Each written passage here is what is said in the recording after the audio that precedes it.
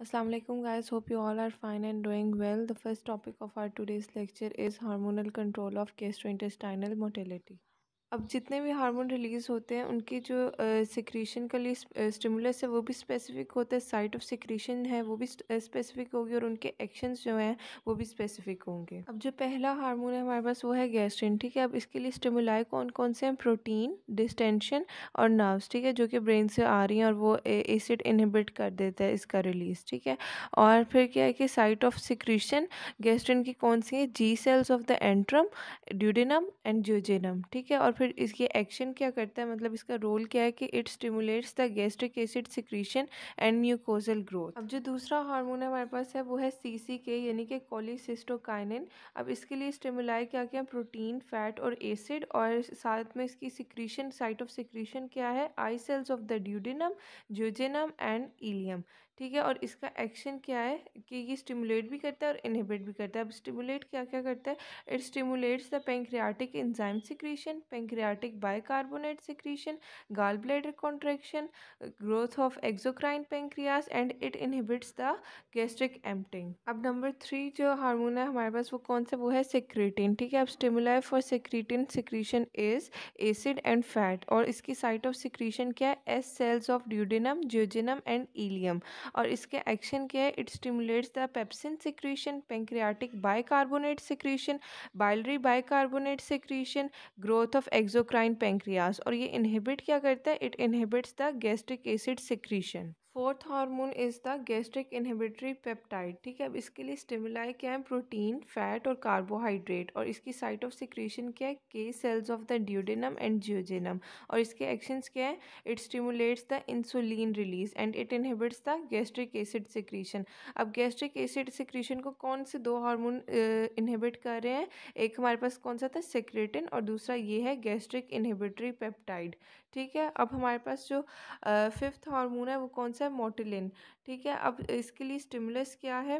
Fat, acid और nerve, और इसकी साइट ऑफ सिक्रीशन क्या है? M cells of duodenum and jejunum. और इसके एक्शंस क्या है? It stimulates the gastric motility and intestinal motility. अब हमारा सेकंड टॉपिक है functional types of the movements in the GIT यानी कि गैस्ट्रोइंटेस्टाइनल ट्रैक्ट। तो हमारे पास टू टाइप्स की मूवमेंट्स हैं, propulsive movements and the mixing movements. अब सबसे पहले हम प्रोपल्सिव मूवमेंट्स को देख लेते हैं। तो इनमें कौन सी आ जाती हैं? पेरिस्टालसिस। अब इनमें क्या होता है कि कॉन्ट्रेक्टाइल रिंग्स बनते हैं, वहाँ से जो है वो कॉन्ट्रैक्शन हो जाती है और बाकी जो है वो रिलैक्सेशन हो जाती है। तो इसके लिए स्टिमुलस क्या क्या है? डिस्टेंशन, स्ट्रेचिंग, फिजिकल और केमिकल इरिटेशन, ठीक है। अब क्या होता है कि स्ट्रॉन्ग पैरासिम्पथेटिक नर्वस सिग्नल्स जब आते हैं तो फिर क्या होता है कि स्ट्रॉन्ग पेरिस्टालसिस होती है, यानी कि जितना स्ट्रॉन्ग नर्वस सिग्नल होगा उतनी ज़्यादा स्ट्रॉन्ग पेरिस्टालसिस होगी। अब पेरिस्टालसिस को कंट्रोल कौन करता है? माइंटेरिक प्लेक्सिस। ये हमने पिछली वीडियो में पढ़ा था कि माइंटेरिक प्लेक्सिस कहाँ प्रेजेंट होता है, तो ये आप मुझे कमेंट्स में बताएंगे माइंटेरिक प्लेक्सिस कहाँ पर प्रेजेंट होता है अगर आपको आता है तो।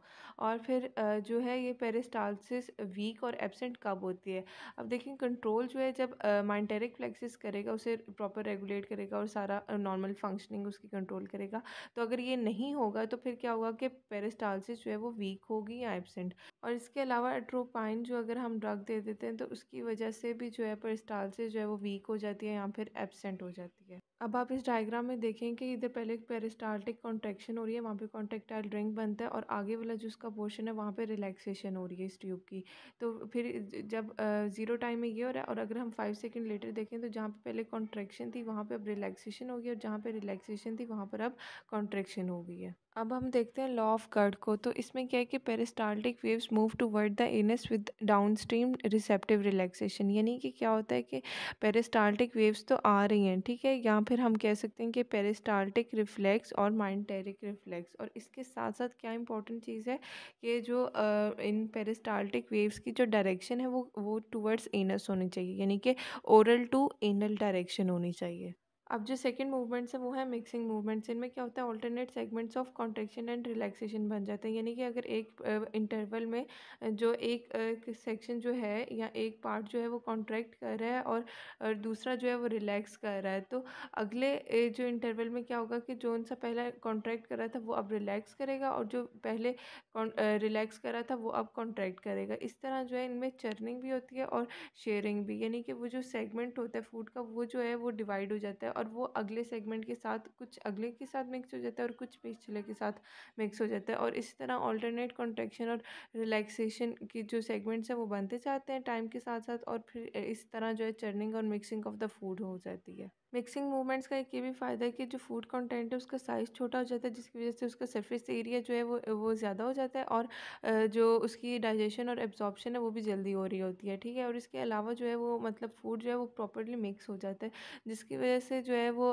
ईज़िली एब्जॉर्ब हो जाता है, मतलब जीआईटी के पर्टिकुलर पार्ट में। जिस तरह स्टमक में है उधर जो है वो प्रोटीन ने एब्जॉर्ब होना है, और स्मॉल इंटेस्टाइन में प्रोटीन, लिपिड्स ने। Now we will discuss the gastrointestinal blood flow. It occurs by the subplanchnic circulation. Subplanchnic circulation includes the blood vessels of the gastrointestinal system, contains the blood that flows through the gut plus spleen, pancreas and liver. अब हम देखते हैं कि subplanchnic circulation होती कैसी है सारी, ठीक है। तो हार्ट से जो ब्लड है वो अयोटा के थ्रू आता है, और ये फिर एब्डोमेन में आके जो है वो 3 आर्टरीज में डिवाइड हो जाता है, ठीक है। Celiac artery, superior mesenteric artery और इंफीरियर मेसेंट्रिक आर्टरी। अब जो सीलिक आर्टरी है वो सप्लाई करती है oxygenated blood to the liver, spleen and lymphoids, ठीक है। और इसके बाद जो सुपीरियर मेसेंट्रिक आर्टरी है वो सप्लाई करती है oxygenated blood to the pancreas and small intestine, और थोड़ा सा जो है ये कोलॉन को भी देती है। और इसके बाद इंफीरियर मेसेंट्रिक आर्टरी जो है ये मेनली सप्लाई करती है कोलॉन को। अब इन सब ऑर्गन से जो है वो डीऑक्सीजनेटेड ब्लड जो है वो हिपैटिक पोर्टल वेन के थ्रू जो है वो लिवर में जाएगा। अब लिवर से, इससे पहले कि लिवर से हिपैटिक वेन में जाएगी, लिवर के जो सेल्स होते हैं लिवर साइनोसाइड्स उनमें से पास होता है, ठीक है। और फिर जो है ये लिवर साइनोसाइड से होकर हिपैटिक वेन और फिर इंफीरियर वेना कैवा और फिर हार्ट में ड्रेन हो जाता है। अब जो ब्लड डिफरेंट बॉडी पार्ट से आ रहा है, तो अब ये जब लिवर में आ जाएगा तो फिर इसमें जो है वो बैक्टीरिया भी होंगे और बाकी टॉक्सिक सब्सटेंसेस भी होंगी। तो इस बैक्टीरिया को रिमूव करने के लिए रेटिक्यूलो एंडोथीलियल सेल्स प्रेजेंट होते हैं, जिन्हें हम रेटिक्यूलोसाइट्स भी कहते हैं लिवर में, जो कि बैक्टीरिया को रिमूव करते हैं। उसके बाद जो है वो ब्लड हिपैटिक वेन में जाता है और फिर इंफीरियर वेना कैवा और हार्ट में ड्रेन हो जाता है। अब हम डिस्कस करेंगे affect of gut activity and metabolic factors on gastrointestinal blood flow, ठीक है। अब जैसे कि जो ब्लड फ्लो है ये रिलेटेड किससे हमने किया है, लोकल एक्टिविटी से। For example active absorption of nutrients, blood flow in villi adjacent regions of sub mucosa और between the layers of the intestinal fold, इन इसकी वजह से जो है वो 8 फोल्ड इंक्रीज हो जाता है ब्लड फ्लो, ठीक है। और फिर जो motor activity, secretory activity, absorptive activity होता है, इनकी वजह से जो है वो ब्लड फ्लो जो है वो ग्रेटली इंक्रीज़ होता है, यानी कि बहुत ज़्यादा इंक्रीज़ हो जाता है। और फिर जो है ये डिक्रीज़ होकर जो है वो नॉर्मल लेवल पे आ जाता है या फिर रेस्टिंग लेवल पे आ जाते हैं तकरीबन 2 से 4 घंटे में।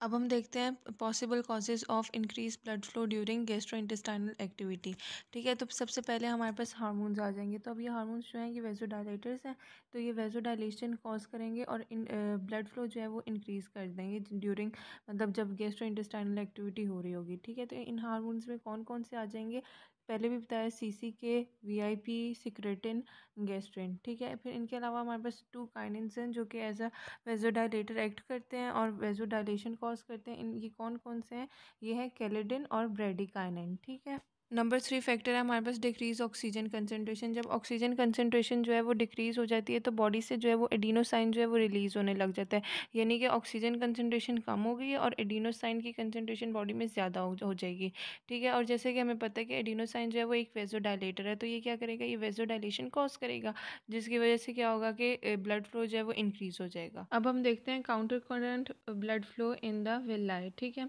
तो इसमें क्या हो रहा है, काउंटर करंट से हमें पता चल रहा है कि जो ब्लड है आर्टरीज और वेन्स में जो फ्लो करेगा उसकी जो डायरेक्शन है वो ऑपोजिट होगी, ठीक है। तो ऑक्सीजन जो है वो मतलब डिफ्यूज डायरेक्टली हो जाता है तकरीबन 80%, ठीक है। और फिर इसमें क्या है कि क्या होता है, शंटिंग ऑफ ऑक्सीजन। जब नॉर्मली शंटिंग ऑफ ऑक्सीजन होती है नॉर्मल कंडीशंस में तो वो इतनी हार्मफुल नहीं होती, क्योंकि बॉडी जो है वो ऑक्सीजन कंसनट्रेशन को जो है वो कंपनसेट करके किसी ना किसी तरह अपनी नीड्स जो है वो फुलफ़िल कर लेती है और फिर बॉडी के लिए इतना मसला नहीं होता। लेकिन जब कोई डिजीज़ कंडीशन हो जाती है जैसे कि सर्कुलेटरी शॉक, इसमें क्या होगा कि विलेज जो है वो इस्केमिक डेथ उनकी हो जाएगी, जिसकी वजह से वो डिसइंटीग्रेट हो जाएंगे। तो हमें क्या पता चलता है कि जो शंटिंग ऑफ ऑक्सीजन है वो नॉर्मल कंडीशंस में हार्मफुल नहीं है और डिजीज़ कंडीशन में हार्मफुल है। अब अगला टॉपिक है हमारे पास nervous control of gastrointestinal blood flow. इसमें हमारे पास पैरासिम्पथेटिक स्टिमुलेशन भी आ जाती है और सिंपथेटिक स्टिमुलेशन भी आ जाती है। ठीक है, पहले हम पैरासिम्पथेटिक स्टिमुलेशन को देखते हैं। तो ये इसका जो इफेक्ट है ये इनडायरेक्ट इफेक्ट होता है जीआईटी पे। ठीक है, और ये